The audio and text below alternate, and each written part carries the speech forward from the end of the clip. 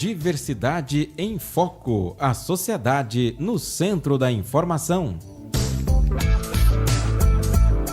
Uma pesquisa realizada pelo IBOP, divulgada pela Confederação Nacional da...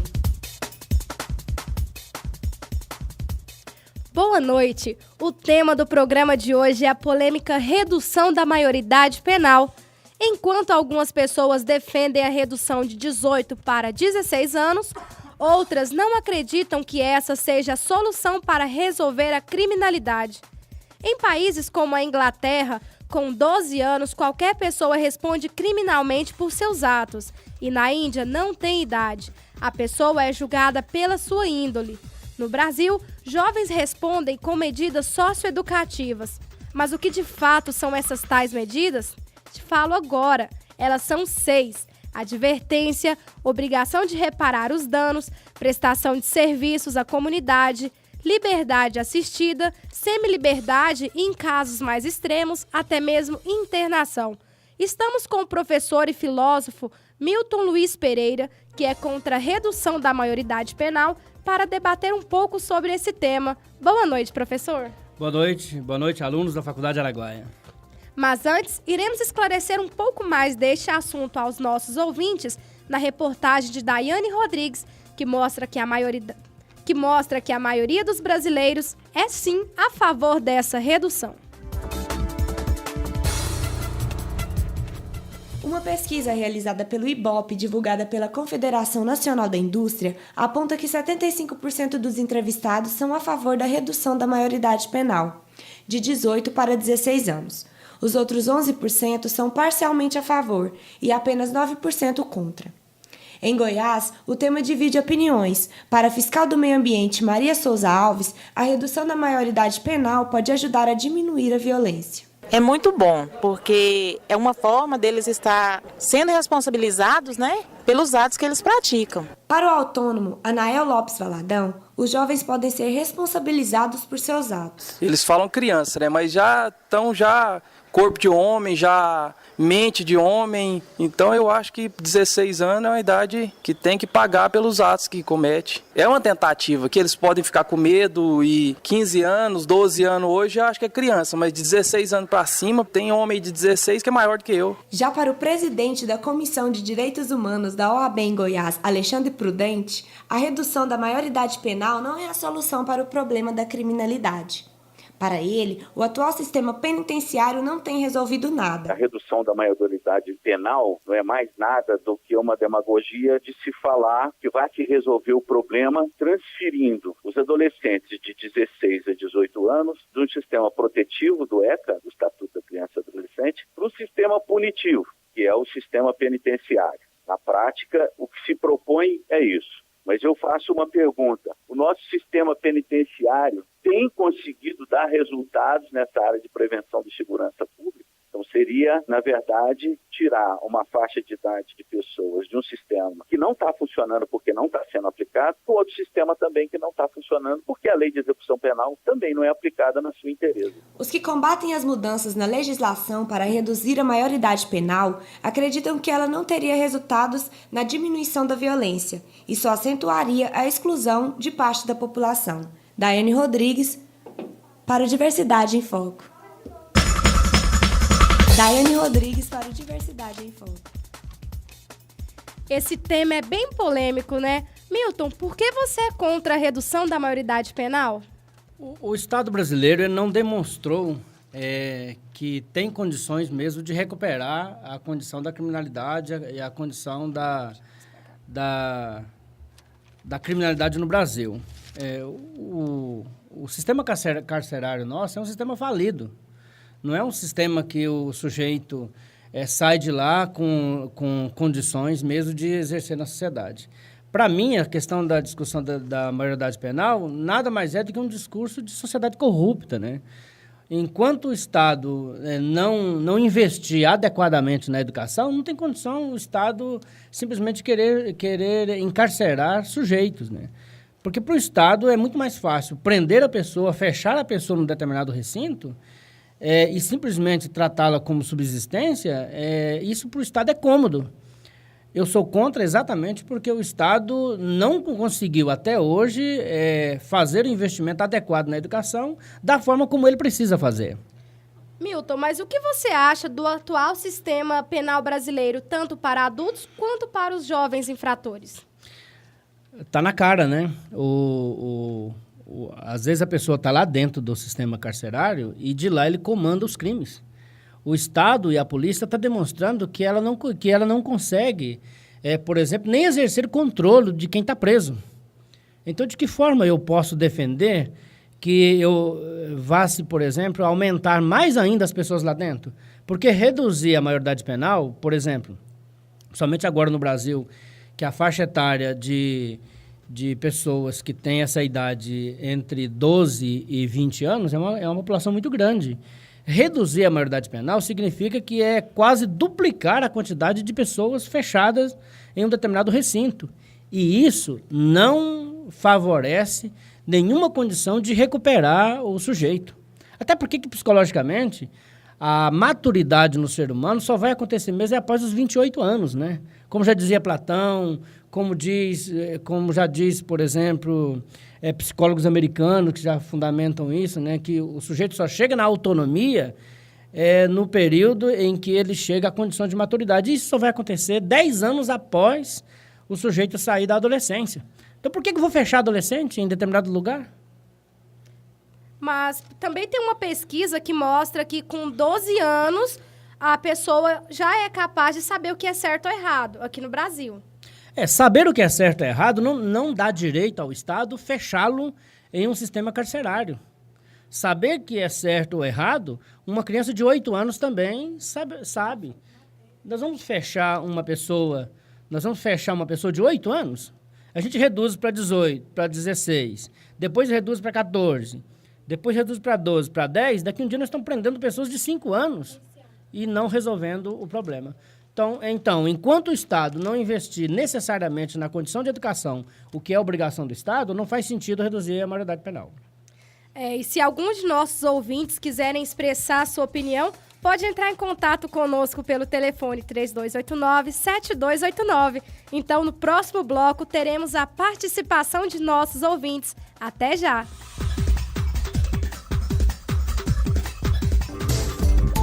Estamos apresentando Diversidade em Foco.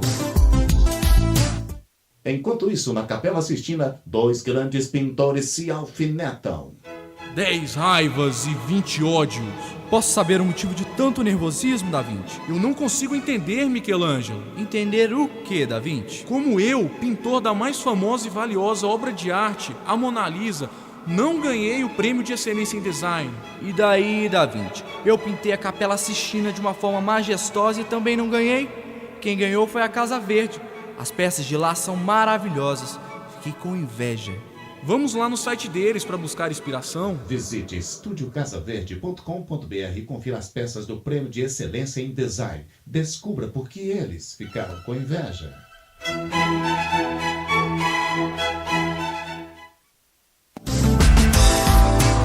Voltamos a apresentar Diversidade em Foco.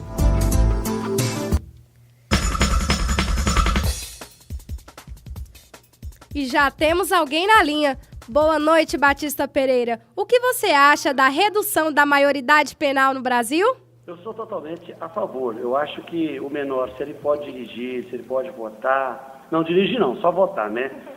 Só manda a pessoa ter só responsabilidade cívica, mas tem que ter todas as responsabilidades criminais também. Estou totalmente a favor. Tomara que esse projeto ande à frente, que seja votado e aprovado e sancionado pelo governo federal. Obrigado, Batista. E outra pessoa que gostaria de participar conosco é o também jornalista André Marques. André, qual a sua opinião? A minha opinião é muito clara e muito simples. Eu sou totalmente a favor. Por uma questão de que, a partir do momento que você começa a diminuir o tempo que a pessoa passa a responder pelos seus atos, sem a intervenção da família, você tem condições de, pelo menos, coibir e administrar. Temos mais um ouvinte na linha? Boa Meu noite, nome é quem Cíntia fala? Borges, eu sou estudante de jornalismo. Cíntia, qual a sua opinião? Olha, eu sou totalmente a favor da redução da maioridade penal, porque um adolescente de 16 anos ele já tem a sã consciência, né, do que ele faz, o que é certo e o que é errado. Assim como uma criança de 7 anos, ela pode ser punida pelos pais a partir do momento que ela faz algo errado, um adolescente também deve ser punido, porque se ele não for punido toda vez que ele fazer algo errado, ele vai continuar fazendo aquilo. Milton, os ouvintes são a favor. Por que você acha que a maioria da população brasileira quer essa redução? O Estado consegue, a partir do não investimento nas condições de esclarecimento com a população, o Estado consegue enganar pessoas com muita facilidade. Exatamente pela falta de investimento na condição de esclarecimento que o Estado tem essa competência. Por isso que eu estou dizendo, o Estado, no momento em que ele não faz esse investimento na condição do esclarecimento social com a população, o Estado vai conseguir com a população o que ele quiser. Então, é muito comum o pessoal aí confundir a função do Estado com a função da família.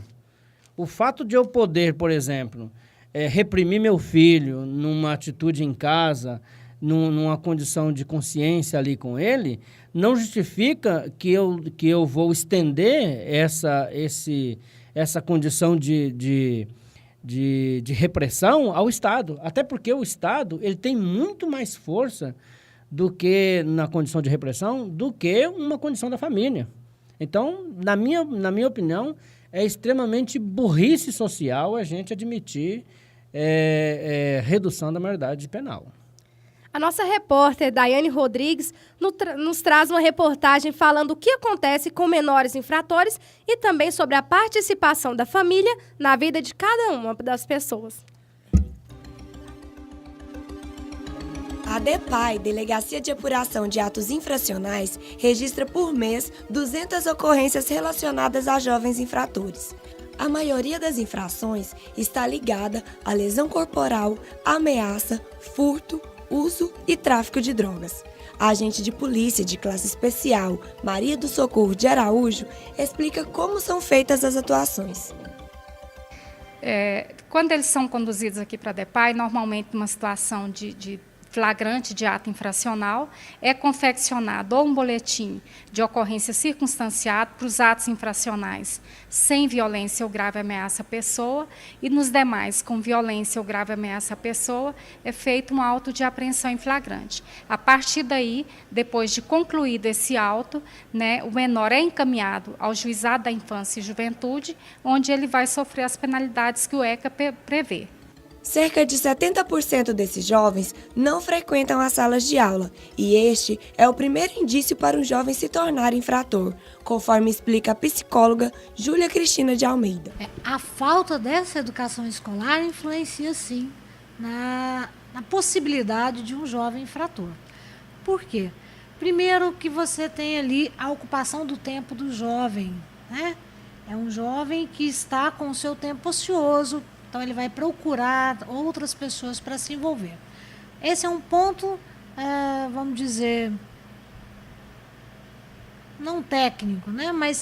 E o outro ponto é a questão da educação em si. O jovem, quando ele tem mais envolvimento, seja com a cultura, com as obrigações, com o aprendizado, ele vai receber várias informações que vão propiciar com que ele também não cometa o ato infracional. Para Júlia Cristina de Almeida, é importante que a família perceba a mudança de comportamento desses jovens.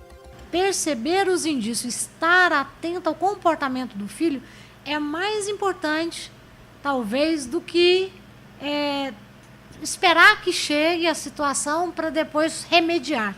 Então, prevenir, no caso, né? Ficar atento. Meu menino passou a comer mais? Meu menino começou a sair mais? Meu menino agora chega mais tarde? Então, isso sim são indícios que os pais às vezes falam, normal. São comportamentos normais de adolescente que podem se confundir, sim. Porém, eu tenho comportamentos ali que vão se tornar mais frequentes.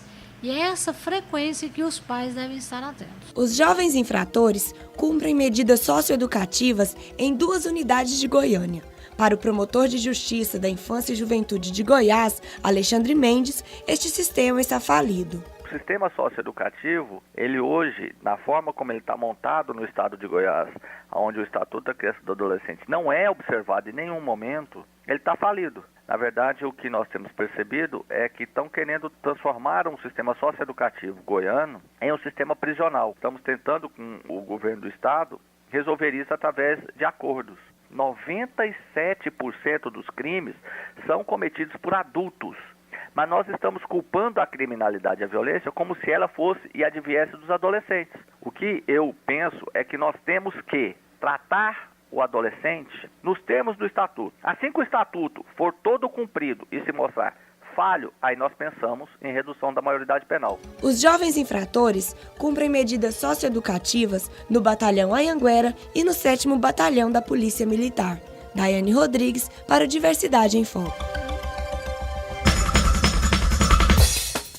Essa entrevista está sendo feita com o professor e filósofo Milton Luiz Pereira. Milton, você acha que para crimes hediondos a lei deveria ser um pouco mais severa ou você está de acordo com essas medidas socioeducativas? Medidas socioeducativas bem investidas, né? Discute-se que está falido exatamente pela ausência do investimento. Não justifica escalonar a condição de penas para pessoas que não estão na condição de autonomia, né, de maturidade humana para agir na sociedade. O erro, a condição de criminalidade, o índice alto de criminalidade é culpa eminentemente do Estado, né? Ok, Milton, agradeço muito por sua presença. Obrigado, um grande abraço, pessoal.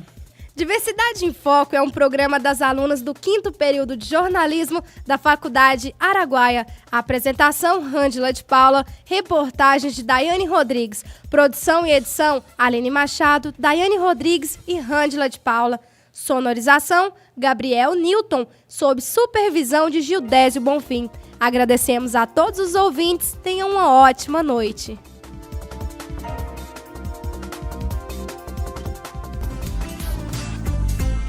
A Rádio Faculdade Araguaia apresentou Diversidade em Foco, a sociedade no centro da informação.